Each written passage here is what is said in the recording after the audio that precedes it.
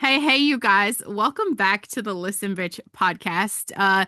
This is the place where we talk about potential, the real kind. I'm not about the fluffy Instagram bullshit where everything is inspirational quotes and highlight reels. The kind of potential that actually pressures you, that forces you to grow, forces you to confront yourself, and sometimes dismantles the version of success you thought you were chasing. And this is something I've noticed after years of coaching women, talking to people, building businesses, and living life in the arena. A lot of people think that the stress will disappear once they become successful. Success does not fix what's going on inside of you. Sometimes it actually exposes it. Unfortunately, I know that all too well. You could build the life you dreamed about and still feel like your nervous system is on high alert. You could still feel like your brain doesn't shut off, still feel like you're waiting for the other shoe to drop. And today's guest has lived that exact experience. I am Brandon Lynette, your host here today, and I'm excited to bring Ashley Krooks here to you guys. She built success fast, multi seven-figure businesses, traveling through more than 70 countries with her husband, living the kind of freedom that most people journal about and then work for decades. But internally, her mind never stopped. There was the constant analysis, anticipation, always bracing for impact. Instead of ignoring it, she asked the deeper question that a lot of people avoid. What if the success isn't the problem? What if the way I'm holding it is?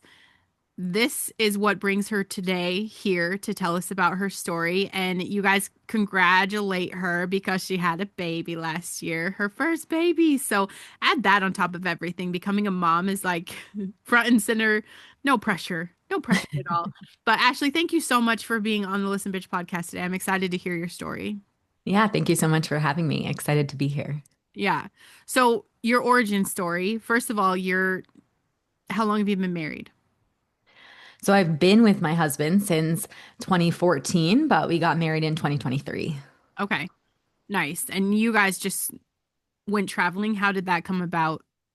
Yeah, so actually through our original business. So I had always dreamed of traveling the world and working from anywhere. And back after I met my husband, pretty much a month later, I had gotten or once I started seeing my husband, we met a bit earlier, but I had gotten let go from a job and I had always tried to figure out how in jobs I could actually take time away to travel. But, if you leave corporate, you don't want to mess up your climb up the ladder or whatnot. So I didn't know when I could do that. But basically, we ended up starting to see each other and I had gotten let go from a job. So the next month I was like, all right, I hope this works out. We'll see. But I'm leaving to go to South America for 7 months. Nice. So I basically went to South America for 7 months, ended up coming back in between, but then going to like Asia and Central America and traveling for a year. And while I was traveling, this guy I barely knew, I would just imagine, like I didn't even know it was manifesting or visualizing at the time, but I would just picture myself with him, us traveling, working from anywhere, and having no idea what we were going to do or how we were going to do it. And so basically, I made that my goal when I got back to once we started actually seeing each other and being like, okay, this is a real thing, really to make it so that we could just travel and work from anywhere and really set up my business and found a business that allowed me to do that. And because of the fast success that I had, was able to really create that lifestyle. Yeah. That's amazing. And how much fun is that, right? And especially, it's Mhm. especially smart to start that before the babies, right? Yes, definitely. Yeah. Get that out of the way.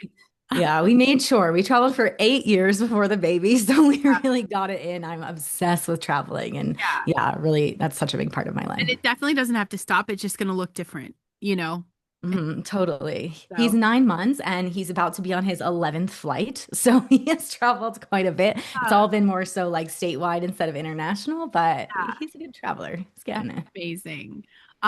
Okay, so let's get into the meat and potatoes, darling. Something I've noticed with high achievers is that they spend years chasing the goal, like the business, the money, the freedom, thinking that once they get there, the pressure will disappear. And they're some of the most unhappy people I've met because, like, you get there and you realize the pressure comes with you, but you built this incredible life pretty fast. What was the moment you realized something internally still wasn't settled? Hmm. Yeah, there were a few moments really. The biggest one, or the first one where I really realized it, is when I actually achieved everything I wanted. And we got to a point where in our business, we made an amount that was like way more than we had both made in corporate combined. And we were like, all right, let's do it. And so we were able to, put all of our stuff in storage and leave to travel the world. We booked a one-way ticket to Europe. And at that moment, it was just this big juxtaposition for me because it was like I have everything I wanted, but I couldn't actually let any of it in. And I remember talking to my therapist at the time and being like, I can't feel grateful. I don't even know how to feel grateful for this. It just feels like so much pressure. Maybe I should just go soul searching in Bali instead and not do it. And it just kept growing from there. And, I started going on a trip and we went to Europe. And while we were traveling, we'd be in these amazing places. And while I was physically there, my mind was mentally a million miles away. And like you had said in the intro, constantly stressing, worrying about the next goal or what I could do wrong or, how to plan for whatever it was or what people would think. And ultimately, I started sharing with a friend that how I was feeling. And I just kept feeling like I should feel differently. I had all of this freedom and everything that anyone else would think would make you free. Yeah. But that was the last thing that I felt. And she shared with me a piece of advice that really changed my life. And she said, what got you here won't get you there. Oh, And that really hit home and showed me that the version of me that built the quick success, the hustle, the grind, everything that got me to where I am was exactly what was going to hold me back from my next level because one, I didn't even know if I wanted it anymore. And two, I wouldn't actually be able to enjoy it and let it in. So that's what really set me on the deeper inward journey. yeah. Well, so some all of that you're saying is super powerful. I mean, you're basically living the life that you journaled about, that everybody journals about, right? But like you couldn't actually feel that. And I think a lot of people are going to hear that and say, like, how is that possible? They're to not connect that. What's actually happening internally during that time? Hmm. Yeah. So I think it's such a good point, and you kind of touched on this in the intro as well, is we think that success is going to cure us. We're told that it's going to be rainbows, butterflies, and unicorns, and we're going to be able to live these amazing lives. But what we don't realize is we're actually just pushing off all of the things we have to deal with until we hit this imaginary goal. And then we get there and it's just like slapping us in the face of who we actually are. And now we actually can't outrun it anymore. And so for me, I didn't realize that, I knew how to chase a goal and I knew how to do that really, really well. But I didn't know how to actually receive the goal once I hit it or to actually celebrate and let it in and without figuring out a new goal. Or my nervous system was and this is what it would feel like for anyone wondering, like, was so just addicted to that constant stress and pressure. And that's all it knew. And so no matter what, even though everything was okay in my life, I mean, I was very safe. I had a great life. Like I was financially provided for all the things. It was constantly like just this constant stress, pressure. My date nights would turn into business meetings. And it was this feeling of I didn't even have the capacity to let it in and to hold it. And it felt like I remember thinking at one point, a few years later, even just all I wanted when someone asked me, I was reading this book and it was like, what are your goals? And all I could come up with was inner peace. Yeah. Make it all Because, stop. yeah, exactly. I was like, I'm going to go to a farm and just like go all the way because you think, yeah, it's going to bring you all of this and success is really glorified. But a lot comes with success. There's so much pressure, there's so much you have to manage, and so many people you have to deal with. And you're really pushed to your greatest limits because entrepreneurship is really one of the greatest spiritual, like personal development journeys. And so all of your stuff comes up and you really have to deal with it. And that's really what comes with success. It's painted this glorified picture, but you have to be able to hold all of that good with all of the other stuff that comes up as well. And it can feel like a lot of tension in your body. And that's why I'm not a fan of the highlight reels. I'm Mhm. frustrated and I tell my audience all the time when you see that picture perfect life on Instagram, I promise you that person is struggling. Like I've seen it. I've seen it in the women I work with over and over and over. And I mean I've experienced it with one of my biggest dreams coming true. I've never been more depressed. I wanted to be an author my whole life. I get a Mhm. book published after it's out, most depressed I've ever been. And Mhm. so, what I Yeah. really see, and you're kind of touching on this too, with just, you face yourself in this journey. Something I see again and again is that success has the funny way of revealing our deeper wiring. So like Mhm. you guys, it's not going to hide your patterns, it's going to magnify them. So when you start really looking inward, what were some of the survival patterns that you realized you were just running on your default mode network? So many. I feel like literally every single dysregulated nervous system state I had. And I had different patterns of, people pleasing. Like I wanted to make sure everyone was happy and everyone was okay. And, I also really wanted to get it right. And I had to make sure that I was doing it the right way or like really being a perfectionist in it. I was constantly overthinking, over analyzing. Like it didn't feel safe for me to be in my body. I didn't even know what that was yet. Constantly like feeling like I had to control my business or that it was just never okay. Like I could never actually allow myself to relax. I always felt like the other shoe was going to drop or something was going to go wrong. And I also couldn't even give myself credit. It felt like even though I had achieved all of this, it couldn't actually like I couldn't identify with that identity of me that had. And so then there was this constant proving and not feeling enough and feeling like I was doing enough for people as well. And I constantly felt this like push and pull between, the life that I had created and the life that I was actually living. And it felt like I was, yeah, in constant survival, like always stressed out, always in pressure about what just all the things that could go wrong, that even could go right, that just were happening. And I didn't even know about capacity or like what it really was to hold at the time, but it, it felt like so much. And what's interesting is that because I was feeling all this way, is my external world was mirroring it to me. And then all these conflicts and all these other things were happening. It felt like it was whack-a-mole in my business. And it was what I didn't realize at the time, but learned later is that was just because of me. And, it was just completely mirroring my nervous system state. I think people just don't understand the importance of heart and brain coherence. Mhm. Like everything kind of really has to align. Your brain and your heart have to be on the same page no matter what their perspective is. Or I call it tornado energy. You called it whack-a-mole. I think that's fabulous, but like it's tornado energy because you're in a Uh-huh. spiral Right. and you suck everything into it. Like you're just picking it all up. And I mean that's an incredible point. And something you talk about is overriding your body in order to perform. And I mean, if Mhm. we're being honest, high performers are really good at that. Mhm. Ignoring stress, ignoring exhaustion, pushing through because the mission feels big. Oh, And totally. and you know, it's bigger than the signals that our body's sending us. So how did you start recognizing that part? Mm. Yeah, I resonate with this so much. I ended up actually getting burnt out, which is really what led me to start to realize it. And my body just couldn't perform in the way that it was anymore. But I remember saying to one of my somatic coaches that I was working with, I was like, but mission mode, like it feels so good, like to feel needed, to feel like I'm doing stuff, to feel like I'm moving. And it was such a high that I didn't want to let it go, that sense of importance. And that took a lot of rewiring for me to do. And I think with so many high achievers, we are just so used to that go, go, go. I think even in one of your other podcasts where you talk about being busy all the time and how good that feels. And so we're just that's like a high, right? We're constantly moving with that. And we don't actually realize oftentimes until it's too late, we don't even know that we're overriding our body because we don't even feel it. We stay up in our heads and up in that hustle, up in that achievement. And so I think really oftentimes what ends up happening is we end up with a health issue or with something happening like that's, a big thing in our business that really causes us to wake up and be like, oh, I have been overriding myself this whole time. Okay, I need to shift it. And even when I did, I was working with different people who were trying to help me slow down. And I remember I would think I was slowing down in my business because I was giving time away and taking the break. And then but it wasn't really slowing down because I was traveling literally to like 20 countries in a month sometimes, like all these different places. So I was moving in these other areas of my life, or my mind was constantly going and I was still stressed. And so we don't actually, even if we can conceptually understand like these concepts, to actually integrate them, it takes a complete rewiring for so many of us. Yeah.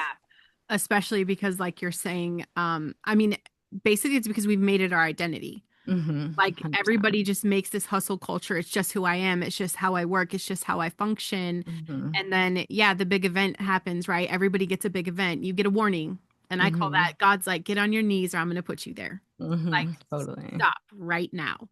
And I think a lot of women, especially, feel that pressure to hold everything together. The business, the identity, even if it's not healthy, Hmm. and the expectations. And I feel like, and this is still one of my fatal flaws. My audience is going to roll their eyes, but I do think that it creates that hyper independence. Hmm. Like we feel like we have to carry it all ourselves. Did you ever experience Oh my that? gosh. That was one of my biggest ones. And I remember I would talk to some people and I would be like, how come no one is there for me? Like, why don't people understand that I need help too, or I need someone to reach out? And what I didn't realize is, yeah, because I was putting on this front, like it felt so safe to feel, to let people know that I could do it all and I could handle it. And it felt so scary to be vulnerable or so scary to feel like I didn't know an answer. I felt like the only way I could get really the respect that I was craving was through that validation of like doing it all, of knowing everything, of just really showing up as that rock for people. And it really was so hard for me, like to it was really scary to start to open up with that, but it was so hard for me to feel like when I needed people, they weren't there for me in the way that I felt I needed. But what I didn't realize was that's because I was creating it, because I was letting everyone think that I'm so strong and so okay that I never needed any help. And so that was a big one. Girl, did you get through that? Because I'm thinking we might need to talk after the show because I still can't do it. It is still one of my fatal flaws is like just to think I can't depend on anyone. It doesn't Hmm. matter. Everybody sucks. People suck. And so, yeah, I'm still kind of in that space, but I love that you're being honest and vulnerable about that space. So Totally. you now work with like the high achieving women who look successful, which I wish you guys knew how many there are. Okay. Yeah. They look successful from the outside, but they are dysregulated internally. They don't have that coherence. Their nervous system is blasting. So, for the audience listen, I do have a lot of boss babes on here that listen to the show. What are the signs that someone might be operating from survival mode, even though their life looks impressive? Yeah, such a good question. And by the way, on your question earlier, we definitely can talk after Yeah, right. as well.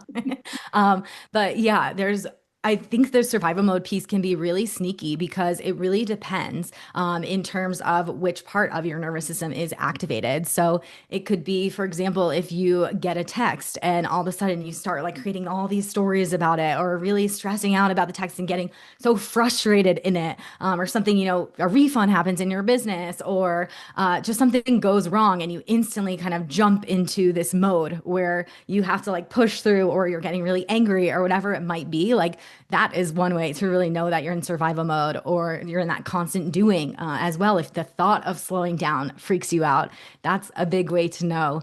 Also, if your thoughts are always going, like we have a lot of energy in our body, and if it's not actually able to access our body, it just stays up in our head. So that's a good way to know if you're in survival mode or you constantly have to be busy. And yeah, again, right, with that always doing, or you have all these ideas, but you're either implementing 1,000 of them, so you're not completing them, or you're not actually implementing any. And you actually feel like super overwhelmed all the time and you can't take any action and you know what you want to create, but it just feels too much as well. Or another form is you're people pleasing and you're, wanting to make sure everything's okay for everyone else. And you have a really hard time. I had really all of these, like you had a really hard time sharing your own needs and setting boundaries and, saying what feels good for you because you feel like, you'll ruffle a relationship or lose love. And so all of these ones are like such big ones. And I think even specifically for the boss babes, even though, I considered myself a boss babe and I had all of them, so they all really go for it, like for anyone. But really for the boss babes, it's kind of that it's that mission mode too. Like it's that, again, like I was saying, that high for accomplishing things, for doing things, like knowing that you feel like that kind of sense of importance when you go in a room and you can say different things and anytime you're really putting on a mask and you're not fully sharing how you're truly feeling in that moment and like what's true for you, then the mask, right? That is survival. So that's a good way to think Yeah. about it.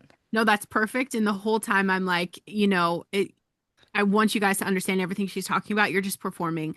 Like you're not Mhm. being who you really are. And I just want to say, like, I have 6 kids, I homeschool, I have 4 podcast shows. I do these things. There is not one part of me that ever has the energy to pretend to be someone I'm not. So, people ask me all the time, how do you do everything you do? Well, partly because I don't have to pretend to be anybody else. And like the minute you guys make that shift and you show up as yourself without the people pleasing and you could just be, I think another red flag is like if you can't just be in a quiet room. Hmm. Like Totally. my car, silence. Everybody else gets in and blasts the radio, like silence. I don't want to Mhm. be on the phone. I don't want the music on. Like I just want it silent. And it's the same like in the mornings. 30 minutes, no talking, nobody. Like I just want the silence. And if you cannot sit with yourself in a room and you have to have this on 24/7 Mhm. or the TV on, Yes. or background noise. And don't get me wrong, like I 100% the rest of the day have background noise. Okay, my brain just I will function better if it's back there, but I could still sit with myself. But it's exhausting. It's exhausting to keep trying to be something for everybody and to try to hold up these relationships and these expectations. So that is a red flag. And something else you kind of said earlier when you were kind of talking about the origin story, you're kind of alluding to the difference between managing the success and receiving the success. Mhm. Like people know how to grind and manage, like they know, even the people not doing it, they know exactly what needs to happen. But Mhm. like, what does it actually mean to receive? Now that you're on the other side of it, we know you didn't know what it was like. So what is it like to actually receive the life that you've built? Totally. I mean, it feels amazing, right? But it takes for me, it took a lot to get here to this point. I think you brought up the heart and brain coherence, and Yeah. I think that's a really big piece because for the longest time, I kept asking people, I'm like, but how do you get into your heart? How do you get into it? Like, I don't know. Everyone's talking about this thing, but Mhm. and it was really hard. And I think when you can start to really get into your heart and drop into it, that can really start to help with you actually receiving your life and letting it in. And a big one for me too was, people talk about, right, ultimately why we want success or anything in life is because we think it's going to make us feel a certain way. Yeah. And then we get there and we realize, probably with your book and stuff, that it doesn't because we don't actually have the capacity to feel those emotions. And for me, joy was a big one. I physically couldn't feel it. If I would allow myself to feel joy for maybe like 5 seconds, a negative thought would come in or some worry would come in. And so I actually had to really build the capacity of, like you said, being in stillness, being in the moment. Like I'd be traveling, right? These amazing places. I actually had to build the capacity of staring at it, taking it all in, letting it fill up my body and feeling that joy and then starting to amplify it. And I like to tell people, it's about almost building those micro moments in your system of if today you can only sit there for 5 seconds before a negative thought or something pops up, then great. And don't judge it. And tomorrow, see if you could do six or maybe you do three and just over time like build that muscle to feel the way that you actually want success to feel and the way you actually like think your life is going to be, because doing that is actually going to allow you to receive. And another thing that was really big was slowing down. I mentioned a bit earlier, but the identity couldn't land. Even though everyone would tell me how successful I was, or on paper I looked so successful, I didn't feel it at all. And it wasn't really until I slowed down and allowed my life, I allowed my achievements to catch up to me, that I was actually able to start to let it in into my body. And that I started to work through too, like the fear that came with being successful and the fear of, the visibility or maybe what people would think or whatever it is, that I was able to start to, yeah, allow myself to relax more into it and to receive it. And I think for so many of us high achievers too, it's actually allowing yourself to celebrate. Oh, And right. so tough, right? Yeah, yeah. And like giving yourself those micro moments of just letting it in throughout the day so you could start again to build that muscle of celebrating.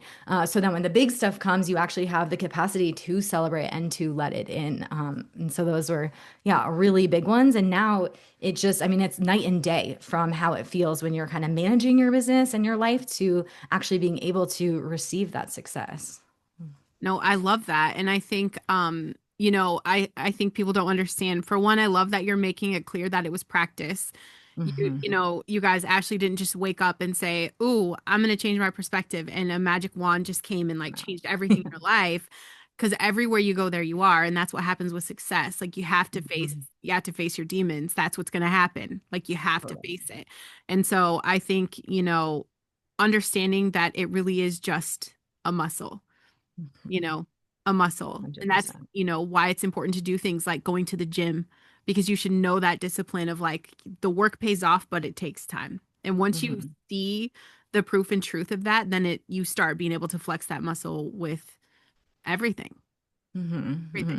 Hmm. And I think a lot of my listeners, because we do obviously attract who we are. So I Mhm. think a lot of my people really can relate to the constant mental noise, like the replaying the conversations, the overanalyzing decisions, always anticipating problems. From the work that you've done, what is actually happening inside the nervous system when someone is living that way?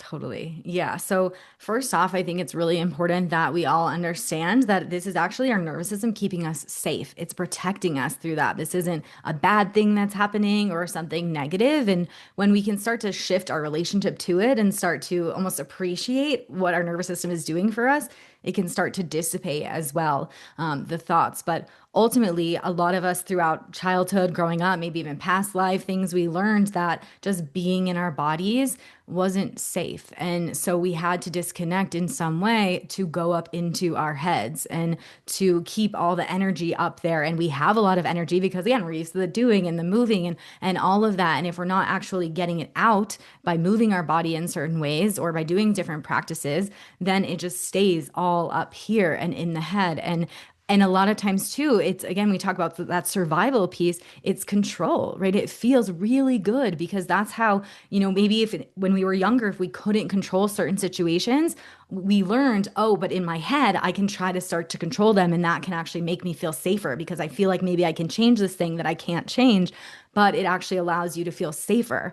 So, and we think a lot of the situations that we're analyzing, right? Our mind is literally set up to survive, not to thrive, just to help us survive and not die. So we think a lot of the situations happening in our life are really going to kill us, which subconsciously, which we don't realize. So the mind is just, again, trying to protect you, trying to figure out those situations, how to get out of it. And when we can start to realize this, we can start to work with it. But really just seeing, yeah, how, like, why we're doing this, right? We're doing this because we think it keeps us safe. It's helping us, again, figure out the situation and navigate it, because we think we can, the mind also, it thinks everything is happening in the now. Yes. So anything, it doesn't realize that it happened in the past, that it happened 5 years ago, that, it's happening in the future or whenever it is. So it's still thinking that you're in that. And so that's why as well, we can constantly keep spinning. Yeah, in it. And I'm trying to remember the exact direction you asked me with this question No, as you well. did great. You did. You nailed it. It's perfect. So I have a relationship podcast too, and I'm constantly saying like, you guys just have to remember you're on the same team. Like Hmm. nothing you do is to hurt each other, right? You're on the same team no matter what. Hmm. And if you can always agree on that, you're going to be able to work through everything. Nothing's intentional. And it is the same thing with your brain. Like Hmm. we are so loved beyond measure, and we were created so perfectly from s- that infinite love. Like it is Hmm. impossible to explain in words what that sounds like. And the minute you guys can realize and just take a deep breath and be like, okay, listen, no one's out to get me. I'm not under attack. It's just it's a little warning sign. It's data. It's Totally. data. It's not your programming. You can rewire everything. But I am just a fanatic for neuroplasticity anyway. So I think that's all Hmm. just a part of it. You spent 7 years studying things like the somatics, subconscious patterns, and identity work. For Hmm. someone who's never heard those terms before, because I don't think I've ever actually talked about somatics or identity work here, Hmm. they've never heard that stuff. What does that kind of work look like in real life?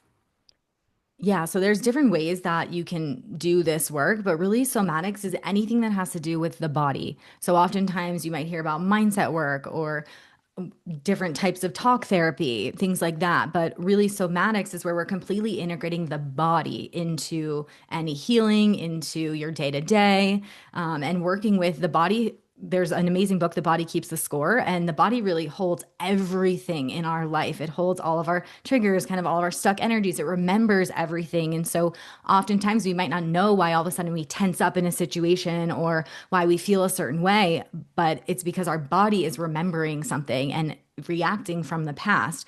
And so when we can actually start to work with the body, we don't even need to know and understand in the mind, but we can really start to create deep shifts that way. And so there's different ways that you can do somatics, but it always works in the body. And then identity work is really like who are we, right? How are we actually identifying as a person? Are we seeing ourselves as that next level version of ourselves? Are we identifying as the version who is successful and allowing ourselves to get that way, or are we, again, is our identity not aligning? Are we stuck in a past identity? A lot of us are operating as kids just in adult bodies. We have a lot of parts running around, and it's who are we, the majority of the time? How do we really, and how do we see ourselves? Tony Robbins says, no matter what, a person will fight the hardest to keep their identity. So, how do you see yourself? So, if you see yourself as someone who's that boss babe, who's that go, go, go hustler, it's going to be really hard. It can potentially be. And it took me years to work through all of this to shift your identity to being okay without that. Or however we define ourselves. If we see ourselves as lazy and all of a sudden there's this big opportunity you want to take advantage of, you might pass it up because you see yourself as lazy. So identity work is really working with the different ways we see ourselves and the different parts, and then allowing us to, decide who it is we want to be and integrate the pieces of us. Yeah. That's perfect. I'm curious about this part of your story. When you start regulating your nervous system and reconnecting with your body, how did the way you approach your business change? I know it changed. So I guess like explain to the listeners what it looked like. Yeah, totally. So it changed so much. And I think one thing just to add about the mind conversation is our mind thinks, right? It's constantly scanning for threats. It thinks that we have like lions and tigers coming after us all the time. And so when we can actually start to, right, work with our mind and realize that that's not what's happening, which is how I was acting in my business, right? There were constantly all these threats coming at us because, again, it's the primitive mind. But when I actually started to get into my body, I mean, the first time that I really dropped into my body was life changing for me because it showed me, it was like, whoa, I could actually feel this way. I could approach the world this way and like feel this grounded. And it gave me so much possibility. And when we're operating from our heads, we constantly have these, again, these stories we're creating. We're creating things from the past. So there's all these stresses that we're seeing. We talked about a lot of things, right? And you guys know, I'm sure, what happens when you operate from your head. But when you operate from your body, for me, it changed everything because so much of that noise just didn't matter. And so much of the problems that I was creating, the stress, the survival, the whack-a-mole that I mentioned, it just wasn't a thing. And I can feel the difference when I'm in my head versus in my body. And, when I guide my clients into their bodies too, it's like all of a sudden, all that stuff you're worried about, it feels like you've accessed so much potential. Like none of that matters. You have clarity towards the situation you want to handle. You're grounded. You can just move and really, move from your heart, from your body, and really towards your mission without things being so caught up in all those pieces. And you can get such a clear signal to your intuition, to messages of what you're actually supposed to be doing, instead of, again, all those voices in your head. And it can just make you feel so much more grounded and confident in what you're doing. So for me, with all of that in my business, it just became so much more enjoyable and so much more, it was like such a different way to lead in my business too, because it was just, I had so much more clear direction and way of assessing things. And if I was overwhelmed or if a trigger came up, instead of riding that whole spiral, I would just be able to drop into my body, regulate, and then from that clear place, then decide how I want to move forward, Yeah. which made a huge difference. And I could actually feel. So Yeah. I could actually feel what was happening. And instead of staying stuck in the stories all the time, I could feel how I felt and start to process it and move through. And then I could allow myself to feel that joy, feel, the life I've created, and feel really like where I want to go as Yeah. well. I mean, that's amazing. And I'm so excited for you. First of all, like I just am in awe. Your energy is palpable. Like it's tangible. It's incredible. And you're incredibly well spoken. Do you have a podcast? Because I'm like, she needs a show. I would listen to it. Okay. And I don't listen to podcasts to be the podcaster who does not listen to podcasts. But so a lot of people are afraid that if they slow down or they step out of hustle mode, that everything's going to collapse. Do you have a tip for listeners right now? Like a little tip for them to get a glimpse of what it would be like if they could get into their body to just kind of change that mental, that story. Definitely. So I think a big piece is really, well, one, I'd be happy to, I don't know if this is feasible, but to offer a body scan to your audience. I do have a free one, Right. if so, where people can really we can really practice getting into their bodies. But a great way is just really, again, we feel that way out of survival. We feel that way because we're operating in our heads and what we know. But really, just getting into like, in tune with your heart, just putting your hand over your heart and asking yourself, what do I need in this moment? And allowing that to guide you. So if your brain is thinking, oh my gosh, if I slow down, it like everything's gonna fall apart, but your heart and your body is telling you to rest or to give yourself a hug, or when you're freaking out about that things are gonna collapse, but you ask, like you connect with yourself, you take a few breaths and you ask yourself, like, am I okay? And you get a yes, then just constantly like reminding yourself that you are okay and really building that relationship with yourself is going to be such a big piece, because ultimately when we don't feel like we have our backs, right, which I get, I beat myself up for years and it still happens as well, but when we can really know that we can trust ourselves, that we got ourselves, then we can start to build that capacity and that trust to know that if we slow down, we'll be okay because no matter what, we have our backs as well. Right. And I mean, this is perfect what you're saying right now, to have our backs, because who is our worst enemy? Who's our Us. worst enemy? It is us every single time. No one is going to hurt Brandon more than Brandon has hurt Brandon, and people have tried. So I'm just saying it's not even possible. But Yeah. oh my gosh, you just totally validated me, because I'm like, do I need somatics, right? I'm listening because I'm like, I don't know if I've ever really focused on the body thing, but everything you're saying, I'm so proud. I'm patting myself on the back because I've leaned into that a lot and I didn't realize that's what I was doing. So kudos to Amazing. Brandon, but I'm going to take your test, you guys. So I am going to share things in the Right. show notes, but before we wrap up today and and Ashley shares all of her things, I have another question. When you look back at the version of yourself who had the business, the travel, the success, but like couldn't feel any of it, what do you wish you would have known sooner? The one thing you could have told yourself. Oof, one thing. Okay. Um, I think there's two things actually, and I'm gonna go with is one is that this isn't actually who you are. I think for so long, I thought that I was all these roles that I was playing, all these things that I had been told by society, by people, by friends, by people that didn't like me, by whoever, that that's who I was.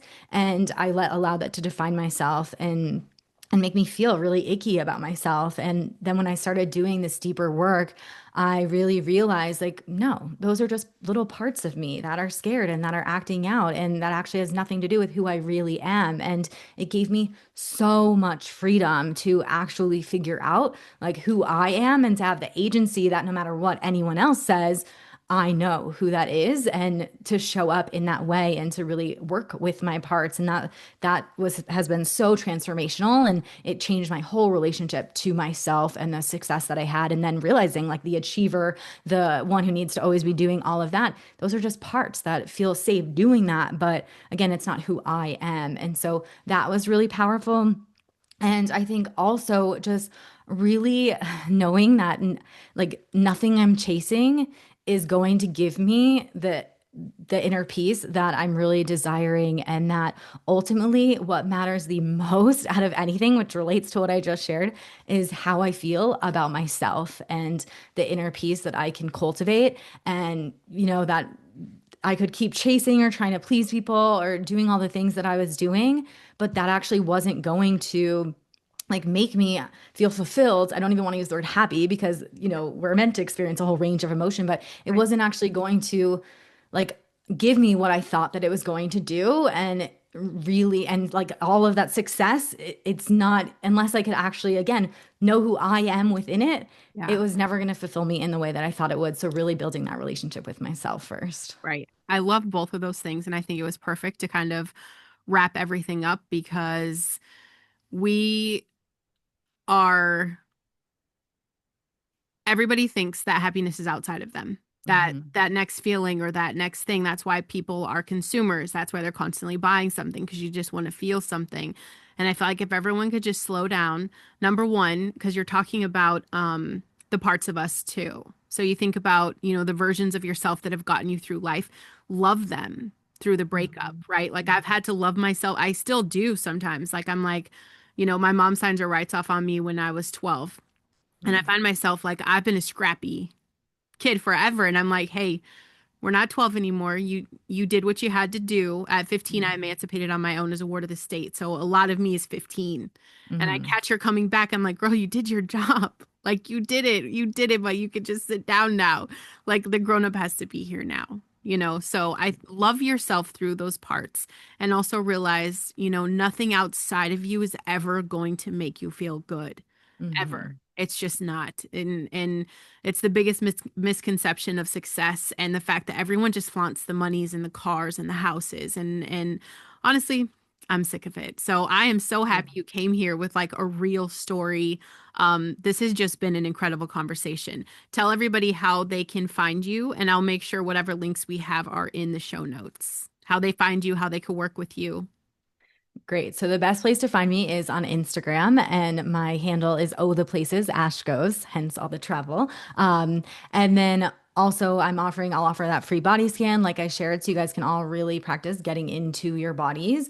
And then I have a quiz as well to see which version of you is running your business or your life, both synonymous. And we talked a lot about the different survival patterns and nervous system states. And so this quiz will really illuminate which one is your main state that you're operating from. And then I'll also give you in the results different ways that you can start to shift it to really create the life and feel the success and create the success as well that you're desiring from a place that's really fully you and that allows you to actually feel good as well. That is fabulous. You guys make sure you check the show notes and don't miss an opportunity to follow her, get resourced. I love when someone is willing to talk honestly about success and what it actually looks like behind the scenes, not just the highlight reel. For everyone listening, you guys, if this conversation resonated with you, if you're someone who has a story, a perspective, or a message that could actually help people, okay, podcasting is probably one of the most powerful ways to share it. And that's exactly why I created a podcast support group on Facebook. Okay, it's a space for people who have a podcast or are thinking about it. We talk about all the things. Okay. I want you to get your voice out there. Please make sure you share this show. Leave a review. Stars are cool, but it takes less than 2 minutes to leave a comment. And that's how someone else hears this show. Um, and I know you guys know someone that needs this conversation. Okay? I know you do. And until next time, you guys keep showing up, keep telling the truth, and remember sometimes the thing that you've lived through is exactly what has qualified you to help someone else. Thank you again so much, Ashley. Thank you so much for having me. This was so great.